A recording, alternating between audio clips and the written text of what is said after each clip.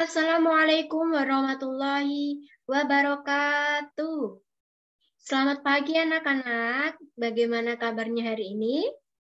Alhamdulillah sehat semua ya. Alhamdulillah kita dapat bertemu kembali di ruang Zoom ini untuk melanjutkan pembelajaran bahasa Indonesia. Nah, sebelum kita memulai pembelajaran pada hari ini, alangkah baiknya kita berdoa terlebih dahulu. Berdoa mulai. Selesai. Nah, pada hari ini apakah ada anak-anak yang berhalangan hadir mengikuti pembelajaran? Sepertinya hadir semua ya, Alhamdulillah. Nah, pada pembelajaran hari ini kita akan mempelajari mengenai surat pribadi dan surat dinas, dan anak-anak bisa menyimak melalui buku teks bahasa Indonesia kelas 7 pada bab 7 halaman 243.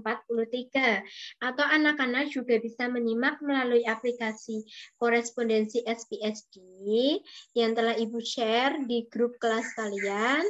Nah, di sini nanti Ibu juga akan menggunakan aplikasi korespondensi SPSD tadi untuk menjelaskan pembelajaran pada hari ini.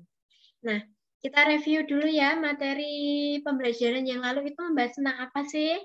Iya, materi pembelajarannya lalu kita telah belajar mengenai fabel, mulai dari definisi fabel, ciri-ciri fabel, bahkan menceritakan kembali serta memperagakan isi dari fabel tersebut. Nah, hari ini kita akan memulai pembelajaran ya. Kita akan belajar tentang surat pribadi dan surat dinas. Nah, ini adalah tampilan dari aplikasi korespondensi SPSD yang dapat kalian akses melalui laptop maupun HP masing-masing. Kita klik mulai ya. Nah, di sini nanti kita akan mengetahui KIKD yang akan kita pelajari, serta materi dan beberapa kuis dan tugas yang dapat digunakan sebagai latihan anak-anak di rumah. Kompetensi intinya yaitu KI 1 tentang spiritual, menghargai dan menghayati ajaran agama yang dianutnya. KI 2 tentang sosial, menghargai dan menghayati perilaku jujur, disiplin, tanggung jawab, peduli, toleransi, gotong royong, santun, percaya diri dalam berinteraksi secara efektif dengan lingkungan sosial dan alam dalam jangkauan pergaulan dan keberadaannya. KI 3 tentang pengetahuan, yaitu memahami pengetahuan faktual, konseptual, dan prosedural tentang ilmu pengetahuan, teknologi, seni, budaya terkait fenomena dan kejadian tampak mata.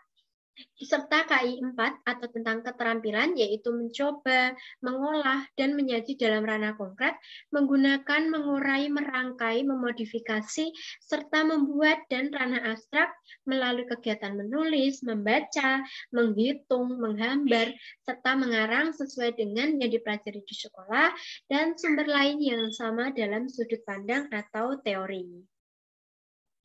Serta KD 3.13 yang akan kita pelajari yaitu tentang mengidentifikasi informasi berupa kabar, keperluan, permintaan, dan atau permohonan dari surat pribadi dan surat dinas yang dibaca atau didengarkan.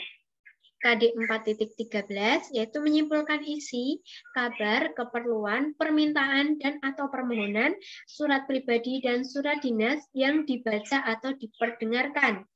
KD 3.14 menelaah unsur-unsur dan kebahasaan dari surat pribadi dan surat dinas yang dibaca atau didengar. Serta yang terakhir yaitu KD 4.14 menulis surat pribadi dan surat dinas untuk kepentingan resmi dengan memperhatikan struktur, teks, kebahasaan, dan isi. Kita sudah mengetahui KI dan KD-nya. Selanjutnya kita akan masuk ke materinya.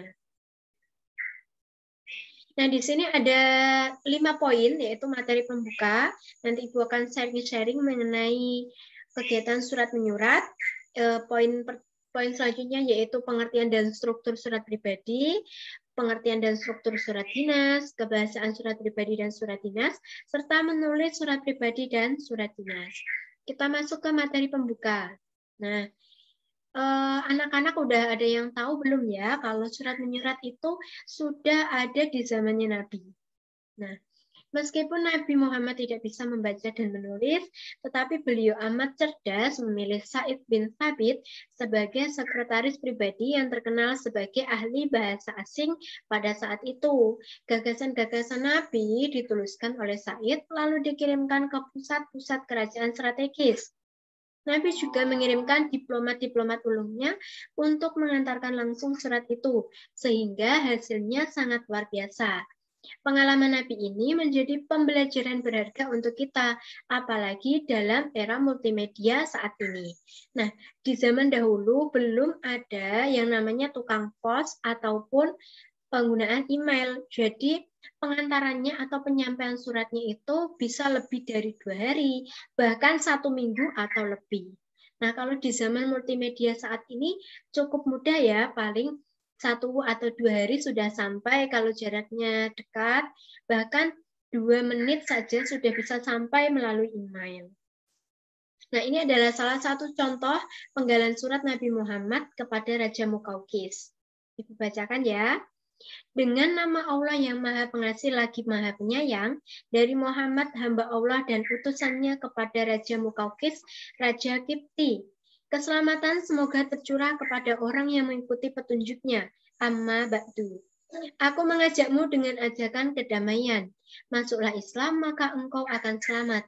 Masuklah Islam, maka engkau akan diberikan Allah pahala 2 kali. Jika engkau menolak, maka atasmu dosa penduduk Kipti. Nah, ini adalah salah satu contoh penggalan surat dari Nabi Muhammad kepada Raja Mukaukis. Nah, kita masuk ke materi yang sebenarnya. Pengertian dan struktur surat pribadi. Nah, sebelumnya ada yang sudah pernah membuat atau mendapatkan surat pribadi? Sepertinya sudah ada ya. Kita bahas, surat pribadi adalah jenis surat yang berisi keperluan pribadi antara satu orang dengan orang yang lain. Surat pribadi merupakan bentuk komunikasi interaktif antara orang pertama atau pengirim dan orang kedua atau penerima. Isi dari surat pribadi itu berkaitan dengan apa saja sih, Bu? Nah, dalam surat pribadi itu boleh berisi masalah pribadi, menanyakan kabar, bahkan keperluan dan tujuan komunikasi yang lain. Contoh-contoh surat pribadi itu antara lain surat untuk ibu, misalnya di perantauan, terus surat undangan ulang tahun, atau surat untuk teman, sahabat, dan lain-lain. Tentunya dalam penulisan surat pribadi itu ada strukturnya, biar terlihat lebih rapi dan rinci. Nah, strukturnya apa saja? Dimulai dari tempat dan tanggal pembuatan surat, alamat surat, pembuka surat, isi surat, penutup surat, serta nama pengirim surat, dan boleh diberi tanda tangan. Sampai sini paham ya? Kita lanjut ke contoh surat pribadi. Nah, di sini ada contoh surat pribadi dari Giati kepada Aim. Malang, 29 November 2015. Salam kangen. Apa kabar Aim? Aim, setelah kamu pindah ke Samarinda, kami dengar kamu bersekolah di sekolah bertaraf nasional. Bagaimana rasanya sekolah di sana? Liburan semester ini, aku dan keluarga berencana berkunjung ke rumah pamanku di Samarinda. Aku akan sangat senang jika dapat bertemu denganmu. Kirimkan alamatmu padaku ya. Sekian dulu, semoga kamu dapat membalas surat ini. Aku tunggu balasanmu, sahabatmu, Giati. Nah, kita langsung analisis saja nih ya. Struktur-struktur dari surat pribadi yang terdapat dalam suratnya Giati untuk Aim. Nah, Malang 29 November 2015 merupakan tempat dan tanggal pembuatan surat. Salam kangen merupakan salam pembuka. Apa kabar Aim? Termasuk paragraf pembuka surat. Nah, bagian Aim setelah kamu pindah ke Samarinda sampai kirimkan alamatmu padaku itu termasuk isi surat. Nah, setelah isi surat, pastinya ada paragraf penutup surat, yaitu sekian dulu, semoga kamu dapat membalas surat ini. Aku tunggu balasanmu. Nah, di sini juga ada nama pengirimnya, yaitu Giati. Ini juga ada contoh surat pribadi yang ditulis melalui email. Ini tergantung dari pembuatnya ya, boleh ditulis melalui surat, ditulis pribadi, ataupun melalui email. Boleh dikirim melalui pos maupun ekspedisi, atau melalui email yang lebih cepat. Kita beralih ke materi pengertian dan struktur surat dinas. Tadi kan kita sudah membahas tentang surat pribadi ya. Coba kita nanti temukan perbedaan apa sih antara surat pribadi dan surat dinas, kok sampai namanya juga sudah berbeda. Nah, dari pengertiannya, surat dinas adalah surat resmi yang berisi hal-hal yang berhubungan dengan kedinasan dari lembaga atau instansi tertentu. Surat dinas hanya boleh ditulis oleh sebuah instansi kepada instansi lain atau individu. Seorang atas nama individu tidak diperbolehkan untuk menulis surat dinas. Oleh karena itu, pada surat dinas ada kepala surat atau nomor surat. Nanti kita perhatikan kepala surat dan nomor surat dalam surat dinas itu seperti apa. Karena di surat pribadi kan tidak ada kepala surat dan nomor suratnya. Nah, perbedaan lain juga terdapat di isi. Nah, isi surat dinas berkaitan dengan topik kedinasan, misalnya undangan rapat, permohonan maaf suatu instansi, atau surat izin menggunakan tempat, surat peminjaman barang, maupun surat dinas yang lainnya. Nah, ini adalah struktur dari surat dinas. Berbeda ya dengan surat pribadi. Kalau di surat dinas itu terdapat kop surat atau yang disebut dengan kepala surat. Ada nomor surat, tanggal surat, lampiran, perihal, alamat surat, salam pembuka, isi surat, paragraf penutup, nama dan tanda tangan pihak yang memperkuat surat, serta nama dan tanda tangan penulis surat. Sampai sini ada yang ingin ditanyakan? Belum ada ya, kita lanjut.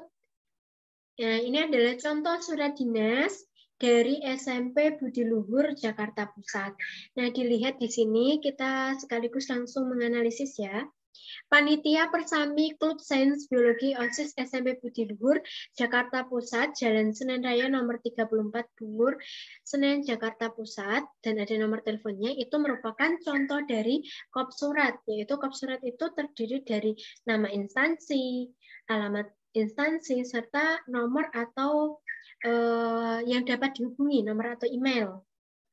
Ada juga Jakarta 5 Mei 2015 merupakan tempat dan tanggal pembuatan surat. Nah, ini yang membedakan antara surat pribadi dan surat dinas. Selain ada kop surat, juga terdapat nomor, lampiran, dan perihal. Bagian alamat surat juga ditulis lebih lengkap dan terhormat, yaitu ada kata yang terhormat atau kepada yang terhormat. Nah, lanjut ke salam pembuka dengan menggunakan dengan hormat. Boleh menggunakan Assalamualaikum atau salam yang lain, tergantung dari pembuat surat, asalkan itu masih dalam ragam bahasa yang formal atau baku. Di sini ada paragraf pembukanya, kita baca ya. Dalam upaya untuk lebih mengenal kawasan lingkungan pantai dan membantu kegiatan pelestarian lingkungan, Klub Sains Biologi OSIS SMP Budi Luhur bermaksud mengadakan kegiatan perkemahan Sabtu Minggu di kawasan Pantai Marunda pada tanggal 4 sampai dengan 5 Juni 2015. Nah, itu adalah salah satu contoh paragraf pembuka surat dalam konteks ini, Panitia Persami. Kita masuk ke isi suratnya, yaitu kegiatan utama Persami adalah pencatatan dan pendokumentasian tumbuhan dan hewan yang hidup di kawasan tersebut secara terbatas. Untuk itu, kami mohon bantuan kepada Bapak atau Ibu untuk meminjamkan 3 tenda besar kepada kami. Kami mematuhi semua persyaratan yang ditentukan pihak WhatsApp dan dalam hal peminjaman tenda sebagai bahan pertimbangan, kami lampirkan proposal kegiatan. Nah, dalam surat dinas itu ada beberapa perihal atau lampiran yang harus diikutsertakan. Nah, seperti ini. Lampiran yang diikutsertakan itu proposal. Kalau di surat pribadi kan tidak ada. Nah, ini kita lanjut di paragraf penutupnya. Atas perhatian dan dikabulkannya permohonan ini, kami mengucapkan terima kasih. Di sini ada nama pengirim beserta pihak yang memperkuat surat, yaitu ketua panitia dan kepala sekolah. Kita lanjut contoh yang selanjutnya. Nah, ini ada contoh surat dinas dari SMA Negeri Raja Galuh itu tentang undangan rapat pleno, sedangkan yang di sebelah kanan itu ada surat pemberitahuan dalam suatu kegiatan. Nah, di sini tentunya ada nomor, lampiran, dan perihal, serta alamat surat yang dituju itu menggunakan kata yang formal, yaitu kepada yang terhormat Bapak atau Ibu, atau kepada seluruh mahasiswa semester 4. Nah, ditunjukkannya lebih jelas. Di sini juga ada tembusan. Sampai sini paham? Ada yang mau ditanyakan? Belum ada ya.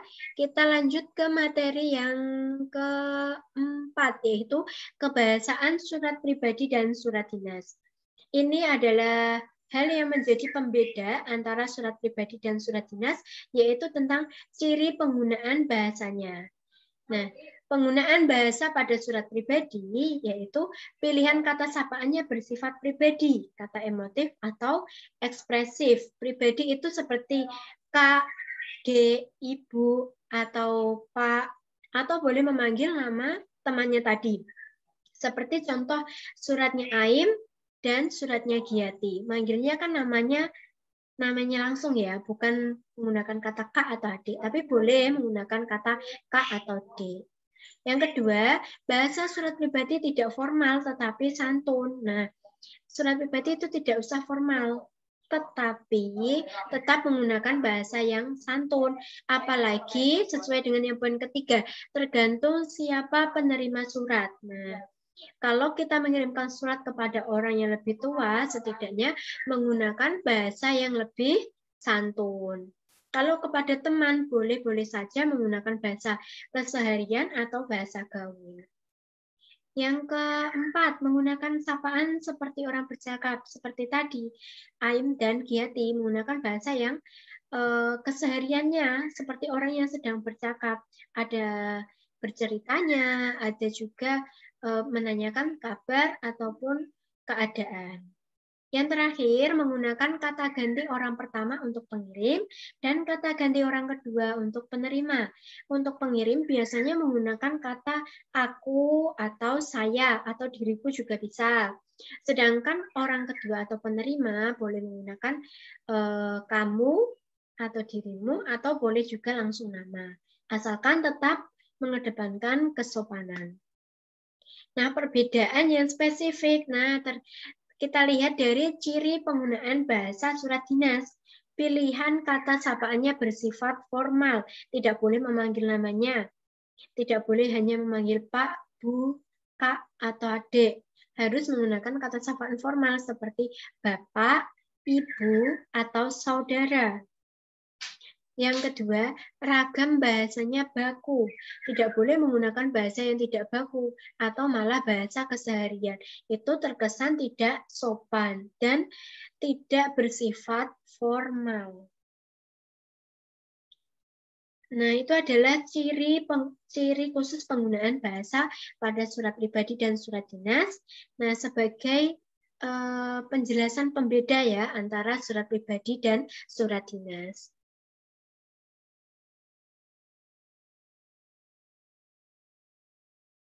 Kita masuk di materi yang terakhir, yaitu menulis surat pribadi dan surat dinas.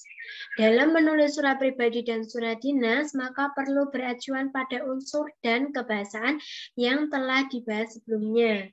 Pilihan ragam bahasa yang tepat dan sesuai untuk penerima dan tujuan menulis surat. Ragam bahasa dimaksud adalah bahasa Indonesia baku, bahasa Indonesia ragam informal, atau ragam bahasa khusus bahasa gaul yang hanya boleh digunakan pada teman akrab atau sebayanya. Nah, khusus ragam bahasa baku hanya digunakan untuk surat dinas. Sedangkan untuk ragam bahasa yang informal atau bahasa khusus, bahasa gaul keseharian itu boleh digunakan pada surat pribadi. Ragam bahasa Indonesia baku biasanya digunakan untuk tujuan yang bersifat serius, seperti turut berduka cita atau bersimpati atas musibah yang diderita seseorang dan atau surat yang ditunjukkan kepada orang yang lebih tua. Sampai sini anak-anak ada yang belum paham atau belum dimengerti? Belum ada ya? Nah, kita sudah mempelajari materi-materi dari surat pribadi dan surat dinas, mulai dari pengertian, struktur, kebahasaan, serta menulis surat pribadi dan surat dinas. Apabila nanti ada yang ingin ditanyakan, boleh japri Ibu atau melalui kolom komentar. Surat pribadi dan surat dinas. Kita ulas kembali ya. Struktur surat pribadi tadi itu apa saja? Ada tempat dan tanggal pembuatan surat, alamat surat, salam pembuka, isi surat, penutup, serta nama pengirim. Sedangkan berbeda dengan surat pribadi, yaitu surat dinas lebih bersifat rinci dan bersifat formal. Ada kop surat atau kepala surat, ada nomor, lampiran, hal, tempat dan tanggal pembuatan surat, paragraf pembuka, isi, paragraf penutup, nama pengirim, beserta pihak yang memperkuat surat. Perbedaan spesifiknya, strukturnya terletak pada adanya kop surat pada surat dinas, adanya nomor, hal, lampiran dalam surat dinas. Di surat pribadi tidak ada. Nah, kebahasaannya kita ulas lagi. Kalau kebahasaan surat pribadi boleh bersifat ekspresif atau tidak baku, asalkan sopan. Sedangkan dalam surat dinas, penggunaan bahasa dan ragam bahasanya harus bersifat formal atau baku. Nah, yang terakhir, menulisnya. Menulis surat pribadi dan surat dinas, yaitu tadi berkaitan dengan struktur dan kebahasaannya. Tidak boleh asal-asalan dalam menulis surat. Ya. Nah, di aplikasi ini anak-anak juga bisa mengerjakan kuis. Klik di kuis saja, nanti bisa melihat dan menjawab soal-soal yang ada di sini. Cara menjawabnya cukup mudah. Tinggal diklik saja mana yang dianggap benar, misalnya. Nah, benar. Apabila salah, maka akan muncul seperti ini.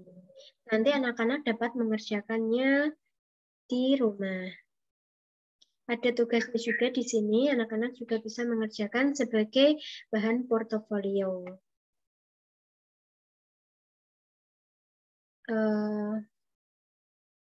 Kurang lebihnya itu yang dapat Ibu sampaikan. Harapannya anak-anak bisa memahami materi ini dengan baik untuk kita manfaatkan di pembelajaran yang selanjutnya. Apabila di kemudian hari terdapat